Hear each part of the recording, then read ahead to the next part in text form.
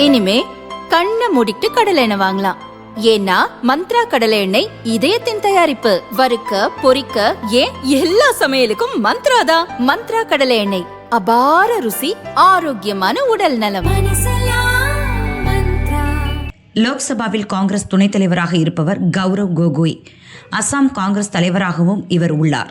இவரது மனைவி எலிசபெத் பிரிட்டனைச் சேர்ந்தவர். எலிசபெத் கடந்த 2011 பாகிஸ்தானில் காலநிலை அமைப்பு ஒன்றில் வேலை செய்தார். ஓராண்டுக்கு பிறகு அவர் இந்தியாவுக்கு வந்து அதே அமைப்பில் வேலையை தொடர்ந்தார். 2013 கௌரவ் கோகோய் லாகூர் செல்வதாக விசா பெற்று பாகிஸ்தான் சென்றார். மனைவியை பார்க்க செல்வதாக அவர் தெரிவித்திருந்தார். லாகூர் மட்டுமின்றி கராச்சி, இஸ்லாமாபாத் நகரங்களுக்கும் சென்றுள்ளார். அவரது பாகிஸ்தான் பயணம் குறித்து அசாம் மாநில சிறப்பு புலனாய்வு குழுவினர் விசாரித்து மாநில அரசுக்கு அறிக்கை தந்தனர். பாகிஸ்தான் உளவு அமைப்பான ISI உடனான தொடர்பு குறித்து அசாம் முதல்வர் ஹிமந்தா பிஸ்வா சர்மாவும் அம்மாநில பாரதிய ஜனதா நிர்வாகிகளும் காங்கிரஸ் MP கௌரவ் கோகோயை கடுமையாக விமர்சித்து வருகின்றனர். சிறப்பு புலனாய்வு குழு அளித்த அறிக்கையை சுட்டிக்காட்டி அசாம் முதல்வர் பல கேள்விகளை எழுப்பியுள்ளார். இது குறித்து அவர் கூறியதாவது: 2013 ஆண்டு டிசம்பர் 14 முதல் 24 வரை கௌரவ் கோகோய் பாகிஸ்தானில் இருந்தார். பாகிஸ்தான் ஒன்றும் சுற்றுலா நாடு கிடையாது. கௌரவ் கோகோயின் பாகிஸ்தான் பயணம் பற்றி அசாம் ஊடகங்கள் கேள்வி கேட்டபோது தனது மனைவி எலிசபெத்தை சந்திக்க செல்வதாக கௌரவ் கூறினார். ஆனால் எலிசபெத் அப்போது இந்தியாவில் தான் பணிபுரிந்தார்.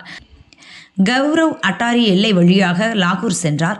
கௌரவ் தந்தை தருண் கோகோய் அந்த சமயத்தில் அசாம் முதல்வராக இருந்தார். அவரது பாகிஸ்தான் பயணம் குறித்து அசாம் போலீசாருக்கு தகவல் எதுவும் தெரிவிக்கப்படவில்லை. பாகிஸ்தான் சென்ற கௌரவ் லாகூர் செல்வதாக மட்டுமே திட்டம் இருந்தது.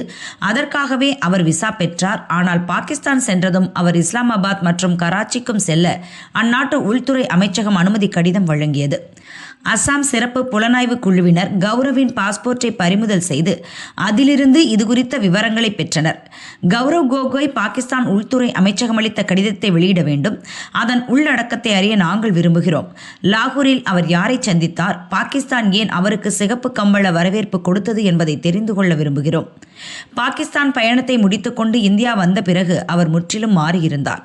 அதன் பிறகு அவர் MP ஆனார். லோக்சபாவில் பேசும்போது நாட்டின் யுரேனியம் இருப்பு, சீன உள்கட்டமைப்பு, விமானப்படைகள் போன்ற தேசிய பாதுகாப்பு தொடர்பான கேள்விகளை எழுப்பினார். பாகிஸ்தானில் இருந்த 10 நாளில் அவருக்கு பாகிஸ்தான் ஏதோ பயிற்சி அளித்திருப்பதாக நாங்கள் சந்தேகிக்கிறோம்.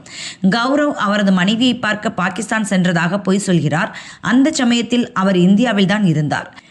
2010 முதல் 2013 வரை பாகிஸ்தான் ISI ஏஜென்ட் அலி தௌஹீர் ஷேக் இந்தியாவுக்கு 13 முறை விஜயம் செய்துள்ளார். அவர் இந்தியாவுக்கு எதிரான வேலைகளில் ஈடுபட்டவர்.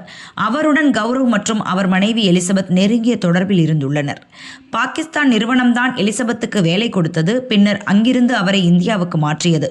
பாகிஸ்தான் ஏஜென்ட் அலி தௌஹீர் ஷேக் தான் எலிசபெத்துக்கு தொடர்ந்து ஊதியம் வழங்கி வந்துள்ளார். எலிசபெத், கௌரவ் கோகோய் மற்றும் பாகிஸ்தானுக்கு இடையே ஆழமான தொடர்பு இருப்பதாக நாங்கள் நம்புகிறோம். இவை பாகிஸ்தானுடன் தொடர்புடையவை என்பதால் எளிதாக எடுத்துக்கொள்ள முடியாது. மாநில சிறப்பு புலனாய்வு குழு தந்த அறிக்கையை மத்திய உள்துறை அமைச்சகத்திடம் ஒப்படைக்க இருக்கிறோம். இது குறித்து தேசிய அளவில் விசாரணைக்கு உத்தரவிட வேண்டும் என அசாம் அரசு கோரிக்கை வைக்கும் என்று ஹிமந்தா பிஸ்வா சர்மா கூறினார்.